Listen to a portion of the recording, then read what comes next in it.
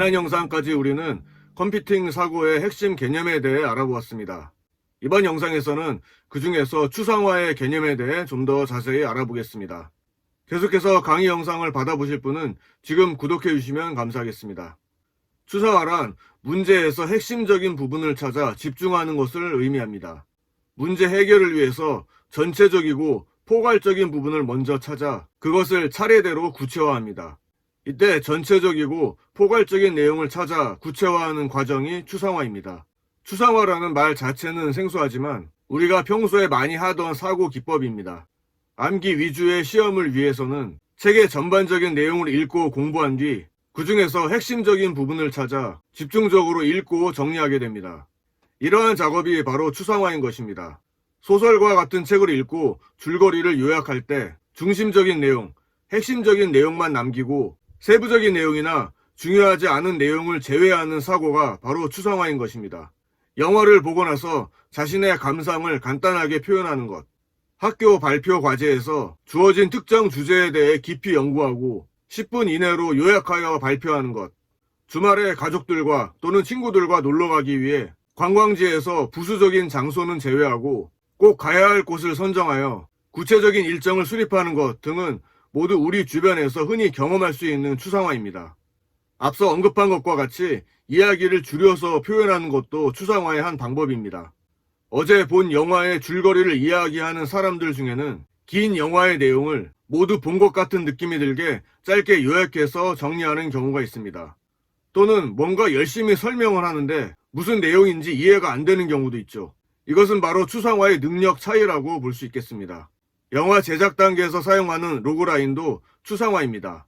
로그라인이란 더 이상 축약할 수 없을 만큼 잘 요약한 결말을 암시하는 짧은 줄거리를 말합니다. 시나리오를 작성하는 첫 단계에서 중심을 잡고 이야기를 쓸 수 있도록 로그라인을 만들게 됩니다. 짧은 한 문장으로 영화의 설정이나 컨셉을 함축하는 글이며 한 줄로 전체를 설명 가능한 글인 것입니다. 따라서 로그라인을 보면 영화의 장르를 대략 예측할 수 있습니다. 겨울왕국2, 위험에 빠진 아렌델 왕국을 구해야만 하는 엘사와 안나는 숨겨진 과거의 진실을 찾아 크리스토프, 올라프, 그리고 스벤과 함께 위험천만한 놀라운 모험을 떠나게 된다. 인터스텔라, 멸망을 향해 가던 지구를 구하기 위해 한 가정의 가장이자 아버지인 주인공이 우주로 가서 해답을 찾는 이야기. 베놈, 한 회사의 음모를 취재하던 기자가 외계 생물체 신비오트의 기습 공격을 받아 공생하게 되고 베놈으로 거듭나 영웅과 악당 사이에서 갈등을 겪는다. 안시성, 당태종은 수십만 대군을 동원해 고구려의 변방 안시성을 침공하고 안시성 성주 양만춘을 비롯한 군사들은 당나라에 맞서 싸워 승리한다. 명량, 이순신 장군이 누명을 벗고 삼도 수군 통제사로 임명되었고 그에게 남은 건 12척의 배뿐이었지만 이 전쟁을 역사를 바꾼 위대한 승리로 이끈다. E.T.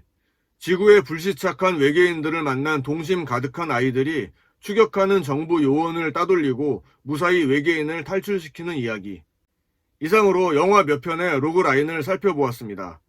계속해서 추상화의 특징 중에서 아주 중요한 내용을 다루려고 합니다. 바로 대상을 바라보는 관점이나 목적에 따라서 추출된 추상화의 핵심 요소는 달라질 수 있다는 점입니다. 예를 들어 시금치의 추상화 과정을 음식을 만들 어머니와 음식을 먹을 자녀의 관점에 따라 나누어 보겠습니다. 시금치의 영양을 생각하고 가격을 고려하여 맛있는 시금치 무침을 만드는 어머니와 시금치는 맛없다라고 불평하는 자녀의 입장에서 핵심 요소는 많이 다릅니다. 시금치 무침을 만드는 어머니의 입장은 식구들의 건강을 생각하여 영양, 원산지를 고려하고 가격과 맛, 담을 그릇까지 고려하여 시금치를 바라볼 것입니다. 하지만 시금치를 싫어하는데 먹어야 하는 자녀의 입장이라면 시금치의 양이 많으면 어쩌지? 맛없어서 난 시금치가 정말 싫어 라는 생각을 하며 시금치를 바라볼 것입니다. 이처럼 대상을 바라보는 목적이나 관점에 따라 추출된 핵심 요소는 달라질 수 있으므로 한 번만 사용하기 위해 만든 추상화는 다른 목적으로는 쓸모가 없을 수 있습니다. 지난 영상에서 정리했던 개체관계 다이어그램 ERD가 소프트웨어 개발 과정의 추상화 단계에서 진행한 결과물 중에 대표적인 사례입니다. ERD에서 E는 개체를 의미한다고 했습니다. 개체란 현실 세계에서 조직을 운영하는데 꼭 필요한 사람이나 사물과 같이 구별되는 모든 것을 의미합니다. 즉, 개체는 저장할 만한 가치가 있는 중요 데이터를 가지고 있는 사람이나 사물 등이 될 수 있습니다. 다만 사람이나 사물처럼 물리적으로 존재하는 것만을 의미하지는 않으며 개념적으로만 존재하는 것도 개체가 될 수 있습니다. 소프트웨어 개발에서 추상화는 사용하는 실제 개체의 단순화된 표현입니다. 추상화를 통하여 행동, 객체, 사건, 방법과 같은 실세계를 표현할 수 있습니다.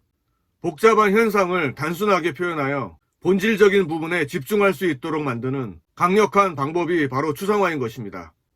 이 추상화는 소프트웨어 개발의 관점에서 데이터 추상화, 관계 추상화, 기능 추상화로 나눠집니다. 이 추상화의 유형 중에 먼저 데이터 추상화에 대해 알아보겠습니다. 소프트웨어를 개발하는 데 있어서 중요한 사실은 컴퓨터에서 다룰 수 있는 정보로 추상화해야 한다는 것입니다. 하나의 개체를 추상화하는 것은 가장 먼저 정보로 표현 가능한 특성들을 수집하는 것을 의미합니다. 이러한 자동차를 그려야 한다고 생각해 보겠습니다. 개체는 자동차가 되고 속성은 자동차를 구성하는 요소들이 됩니다. 따라서 자동차라는 개체는 엔진, 그릴, 범퍼, 타이어, 유리창, 트렁크, 백미러 등을 속성으로 가지고 있다고 표현할 수 있습니다. 앞서 살펴본 시금치의 사례와 같이 바라보는 관점에 따라서 추상화의 결과가 달라질 수 있다는 것을 다른 사례와 함께 알아보겠습니다. 여기서 잠시 살펴볼 사례는 바로 책입니다.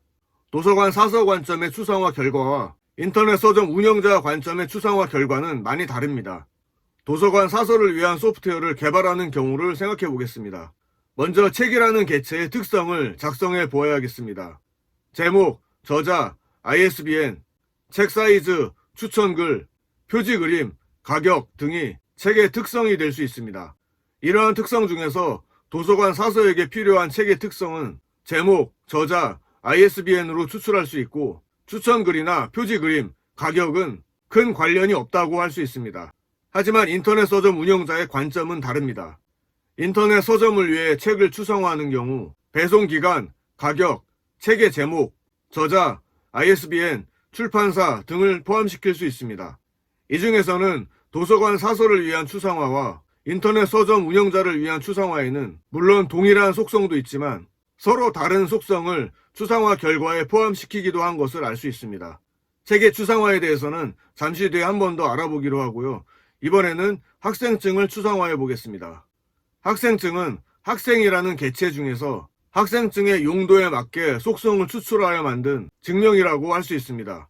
즉 학생증은 어느 학교의 누구인지를 알려주는 것이 목적이므로 학교명이나 학년, 학번, 이름이 관련이 있고 학생의 속성 중에서 연락처, 주소, 장래 희망, 취미, 보유 자격증 등은 학생증을 위한 속성과는 거리가 있습니다.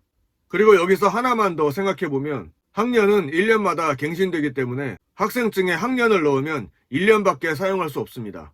만약 졸업하기 전까지 학생증을 계속 사용하도록 하려면 학년은 제외하는 것이 좋겠습니다. 추상화의 개념은 애매모호할 수 있지만 소프트웨어 개발에서의 추상화는 매우 구체적입니다. 앞서 말한 책의 사례와 같이 도서관 홈페이지에서 나타나는 책의 추상화 결과와 인터넷 서점에서 볼 수 있는 책의 추상화 결과는 같지 않습니다. 대표적으로 도서관 홈페이지에서는 책의 가격을 표시하지 않습니다. 하지만 책의 위치 정보나 청구 기호는 도서관 홈페이지에서는 필수 속성입니다. 하지만 인터넷 서점에서는 책의 위치 정보는 필요 없습니다. 하지만 판매가 목적이므로 가격은 필수 속성인 것입니다. 다시 말해 목적 또는 용도가 다르면 같은 것을 추상화할지라도 속성이 다르다는 것을 알 수 있습니다. 데이터 추상화의 속성은 표, 그림, 텍스트로 표현할 수 있고 상황에 따라 적절하게 선택해서 사용하면 됩니다. 이 중에서 표 형태로 구성된 사례를 알아보겠습니다. 표로 표현할 경우 행과 열 구조를 사용하게 됩니다. 표에서 행과 열은 값을 저장하는 데 사용되고 표의 제목은 추상화의 제목을 나타냅니다.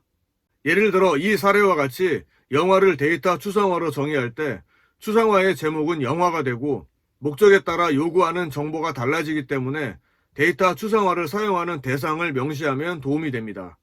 표의 최상단행은 추상화의 속성을 나타내며 각 속성은 데이터베이스에서는 필드라고 표현합니다. 각 속성은 고유의 특징을 반영하기 위해 제목, 장르, 개봉 연도와 같이 이름을 지정하여 사용합니다. 그리고 영화 한 편의 데이터를 레코드라고 하며 여러 개의 레코드가 모여 데이터베이스가 구성되는 것입니다. 다음으로 관계 추상화와 기능 추상화에 대해 간략히 알아보겠습니다. 관계 추상화는 데이터와 데이터의 관계를 찾아 명확하고 간략하게 표현하는 것을 말합니다. 이 그림에서 교수는 강의하기라는 관계, 학생은 강의 듣기라는 관계를 가지고 있음을 표현했습니다. 데이터와 데이터 간의 명확한 관계 설정을 표현하는 것은 매우 중요합니다. 다음으로 기능 추상화는 복잡한 문제를 해결하기 위해 핵심적인 기능을 추출하고 단순화하여 나타내는 것을 말합니다. 특히 기능 추상화는 반복적으로 수행하는 기능을 단순화시킬 때 유용합니다. 기능 추상화는 한 번만 적용하는 것이 아니라 여러 번 반복하여 일반화할 수 있어야 합니다. 만약 한 번만 사용하는 것을 기능으로 묶는다면 일반화할 수 없기 때문에 알고리즘으로 만든다 해도 단순하게 표현하는 의미가 없게 됩니다. 따라서 반복적으로 적용해야 하는 부분들을 하나의 기능으로 묶어 일반화할 수 있도록 해야 합니다. 정리하자면 추상화는 패턴을 정의하고 특정 사례를 일반화하는 데 사용합니다. 또한 하나의 개체가 여러 개를 대표하는 경우 사용되고 여러 개체의 공통적이면서 꼭 필요한 특성은 추출하고 다른 개체와는 무관한 부분을 제거하는 데 사용됩니다. 이를 통해 복잡도를 조정하거나 본질적인 문제에 집중하여 처리할 수 있게 되는 것입니다. 이번 영상에서는 추상화에 대해 알아보았습니다. 다음 영상에서는 알고리즘에 대해 알아보겠습니다. 영상 내용이 약간 길어졌는데 끝까지 시청해 주셔서 감사합니다. 내용이 도움되셨다면 좋아요 눌러주시고 앞으로 계속 강의 영상을 받아보실 분은 지금 구독해 주시면 감사하겠습니다.